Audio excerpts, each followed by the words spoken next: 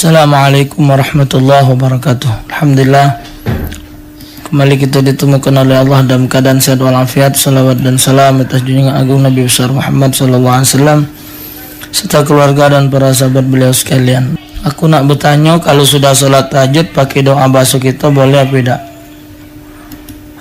Pertemuan-pertemuan yang sudah ada yang bertanya dan hukumnya boleh. Berdoa pakai bahasa kita pun boleh. Ustaz, minum tua halal atau haram? Hukumnya haram, karena tua itu dianya pacak mabuk ke juga kan.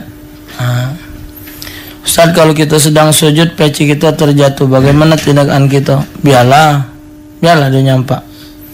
Kemudian bagaimana cara mufarek? Mufarek itu bila menemukan di tengah sholat kesalahan imam, baik di dalam rukunnya atau ketidaksempurnaan dalam rukunnya, maka kita melepaskan ikatan dengan imam tersebut dengan niat aku lepas dari imam.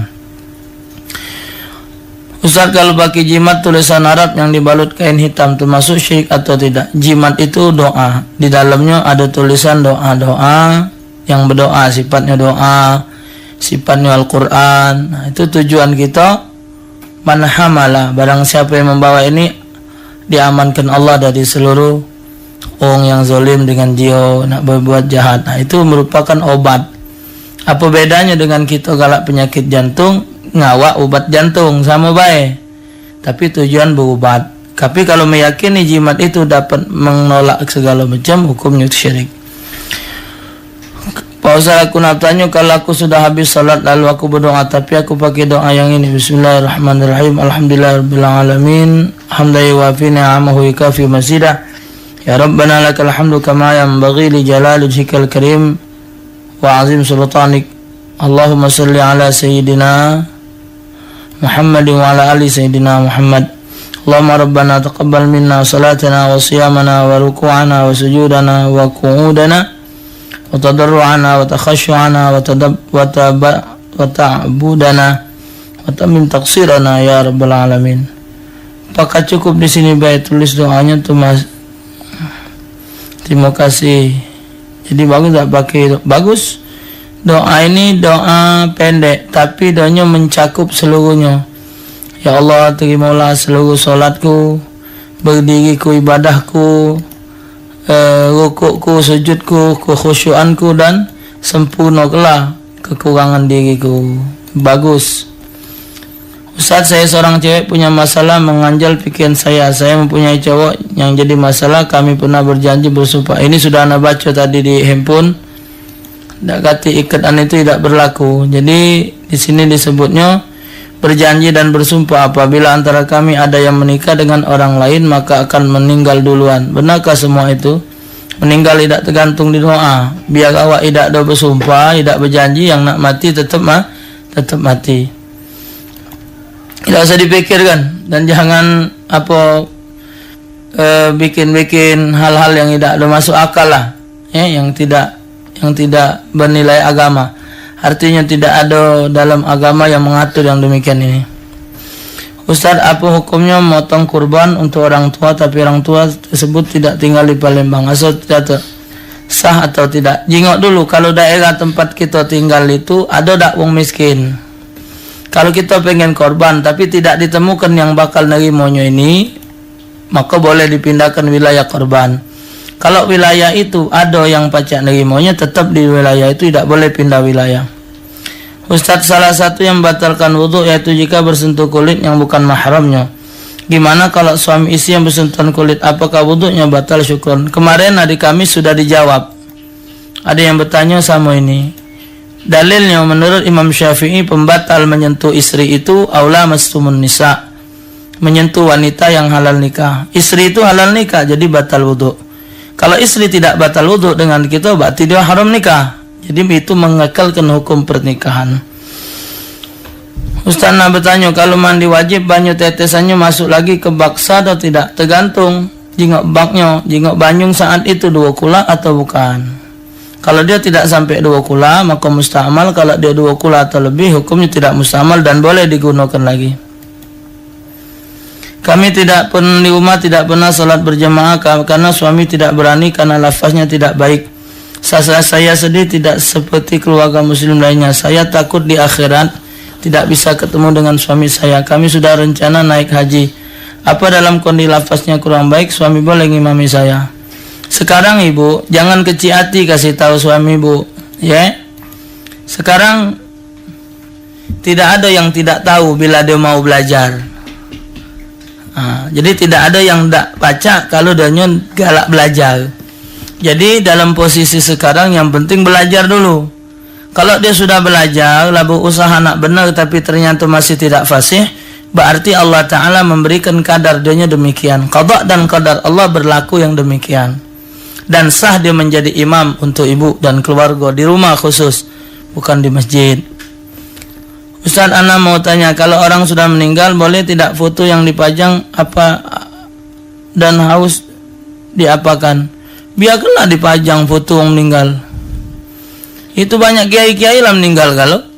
Cuman walau meninggal atau belum meninggal, foto yang buka aurat harap diturunkan. Ibu-ibu tidak pakai jilbab, turunkan fotonya. Anak-anak yang pakai baju lekton lutu, kelek katon bulu metu yang auratnya kejingan harap diturunkan. Selama foto itu dipajang dan di situ ada donya tidak pakai jilbab, selama foto itu terpampang, donya juga harus menerima berurusan dengan hukum Allah Subhanahu wa taala. Ustaz, tolong sebutkan doa tolak balak yang biasa dibaca, waktu yang baik diamalkan, nak direkam. Kalau tolak balak agak panjang, tapi kalau yang umum di kampung, Allahumma bihaqqil Bismillahirrahmanirrahim. Rekamlah. Alhamdulillahi Rabbil Alamin. Allahumma salli ala Sayyidina Muhammad wa ala alihi wa sahbihi ajma'in. Allahumma bihaqqil Fatiha wa sirril Fatiha. Ya farijal ham, ya kashifal gham, ya man li'ibadihi yaghfiru wa yarham, ya dafi'al bala ya Allah, wa ya dafi'al bala ya Rahman, wa ya dafi'al bala ya Rahim. Da'wahum fiha subhanakallahumma wa tahiyyatuhum fiha salam wa akhiru da'wahum alhamdulillahi rabbil alamin. Tapi doa ini bukan doa muji, kata doanya ini. Kebanyakan orang baca doa ini tidak pakai doa tapi memuji. Ya Allah, dengan kebenaran suratul Fatihah, dengan keistimewaan suratul Fatihah, wahai Engkau ya Allah yang melepaskan seluruh kesulitan, melapangkan seluruh kesusahan, wahai yang merahmati serta mengampuni senantiasa hamba-hambanya, wahai Allah yang menolak bala, wahai Zat yang maha kasih yang menolak bala, wahai Zat yang maha penyayang menolak bala. Da'wahum fiha subhanakallahumma wa tahiyyatuhum fiha salam. Doanya mereka ketika berada di dalam surga, da'wahum fiha subhanakallahumma, maha suci Engkau ya Allah, wa tahiyyatuhum fiha salam, dan penghormatan bagi mereka padanya dengan keselamatan. Wa akhiru da'wahum alhamdulillahirabbil alamin. Akhir daripada doa ahli surga itu alhamdulillah bil alamin, muji Allah Subhanahu wa taala. Itu dah kata doa. Jadi kalau baca doa ini mesti ditambah ya dafi'al bala ya Allah, ya dafi'al bala ya Rahman, ya dafi'al bala ya Rahim. Tambahi idfa'anna min kulli bala'id dunya wa azabil qabri wa azabil akhirah. Ya Allah, tolaklah, jauhkanlah, hindarkanlah kami dari seluruh bala dunia, azab kubur dan azab akhirat. Baru da'wahum fiha. Tuh. Yang umum yang macam itu. Kalau anak agak panjang, ya ditambah-tambah baik. Allahumma bihaqqil Fatiha wa bisirril Fatiha wa bikaramatil Fatiha wa binuril Fatiha wa bihaqqi man unzilat alaihi suratil Fatiha an tarzuqna sihhata wal afiyata was salam wal amana fid din wad dunya wal akhirah. Ya farijal ham wa ya kashifal gham, ya man li'ibadihi yaghfir wa yarham, ya dafi'al bala ya Allah, ya dafi'al bala ya Rahman, wa ya dafi'al bala ya Rahim. Irfa'anna min kulli bala'id dunya wa azabil qabri wa azabil akhirah waj'alna minal ladzina tajri min tahtihimul anharu fi jannatin na'im. alladzina da'awahum fiha subhanakallahumma wa tahiyyatuhum fiha salam wa akhiru da'awahum alhamdulillahi rabbil alamin. Agak nambah-nambah dikit ya. Tujuannya sama. Allahu a'lam bishawab. Waalaikumsalam warahmatullahi wabarakatuh. Pak Ustaz, aku nak nanya, apa benar kalau nyingok isi dompet laki itu berdosa walaupun kita tak ngambil isinya? Sebab laki aku tuh galak ngomong dak katik duit. Itulah jadi aku tuh nak tahu baik apa benar omongannya tuh salah. Kalau sekadar nyingok baik tak apa. Jangan ngambil satu kali mengambil uang suami tanpa ngomong dengan dia sama baik mencuri dalam Islam 70 kali. Ya kamu juga wong lanang benar-benar dengan betino. Jangan mentang-mentang ada hadis macam ini lantas nak selemaknya baik. Jangan. Kesian wong betino. Waalaikumsalam warahmatullah. Pak Ustaz, kita ditinggal suami almarhum lalu menikah lagi. Kita mau berdoa untuknya. Boleh tak? Sampai tak yang kedua? Oh, kalau yang namanya doakan ya tetap sebagai doa, tapi posisi ibu tidak istri dia lagi. Sama dengan wong lain sudah.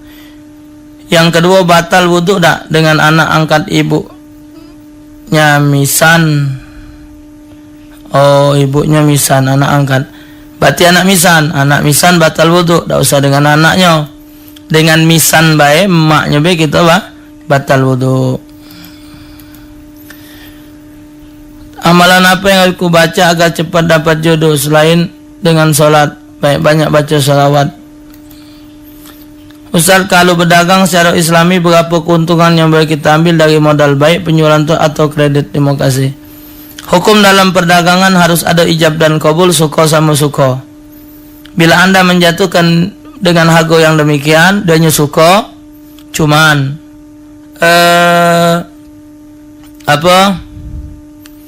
diterangkan di dalam kitab pernah baca, jangan menzolimi hatinya, jangan terlalu kelewatan. Modal 1.000 nyual 4.000 kan salah. Nyual 1.000 beli 1.000 nyual 10.000 itu kan kelewatan. Segala gawe liwat nyampak itu. Tapi dengan yang sewajarnya, modal 1.000 nyual 3.000 masih boleh untung macam itu. Ustaz, saya ini seorang ibu, jadi tidak ditemukan berapa ukuran persennya mengambil untung dari perdagangan. Ustaz, saya ini seorang ibu rumah tangga. Dulu waktu anak kami masih kecil-kecil ikut mencari tambahan biaya hidup dan lupa sama Allah, tapi tetap saja susah.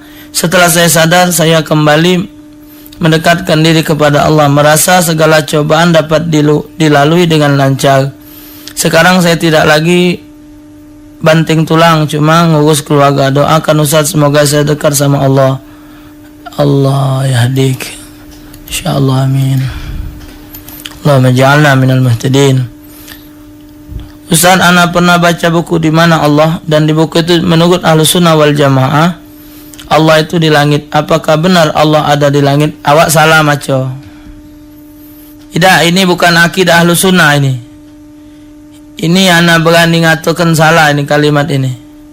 Ahlussunnah wal Jamaah tidak pernah menganggap Allah Ta'ala itu ada tempat. Sumastawa 'alal 'arsy itu pendapat Ibnu Taimiyah. Ibnu Taimiyah berpendapat Allah Ta'ala sumastawa 'alal 'arsy, kemudian Allah bersemayam di atas 'arsy, itu berarti menunjukkan Allah Ta'ala berada di langit. Menurut ahli sunnah wal jamaah itu mustahil, karena Allah Subhanahu wa Ta'ala tidak butuh kepada tempat dan waktu. Wa huwa ma'akum aina ma kuntum, di mana baik kamu berada, dia bersama kamu. Fa aina ma tuwallu fasamma wajhullah, di mana kamu hadapkan wajah kamu, kamu dapatkan di situ Allah. Bahkan dalam hadis nyatakan dekatnya Allah dengan hamba lebih dekat daripada talinya sendal dengan kaki. Ini salah. Coba dibaca lagi. Ahli sunnah tidak pernah mengajarkan Allah Ta'ala bertempat tinggal di langit. Tidak. Itu menurut Ibnu Taimiyah. Silakan baca buku Akidah Ahlussunnah wal Jamaah. Ada yang Indonesia itu. Tak, ini salah ini. Karena menurut Ahlussunnah wal Jamaah mukhalafatu ta'ala lil hawadis. Allah itu tidak sama dengan yang baharu. Jadi kalau baharu butuh tempat, butuh waktu, butuh keadaan, Allah tidak butuh. Pokoknya mewujud Allah Ta'ala biwujudih. Allah Ta'ala berada dengan zatnya, jadi tidak ada butuh dengan kemana-mana, tidak. Baca benar-benar bukunya. Atau kalau memang itu cuman menjual ke nama Ahlus Sunnah wal Jamaah.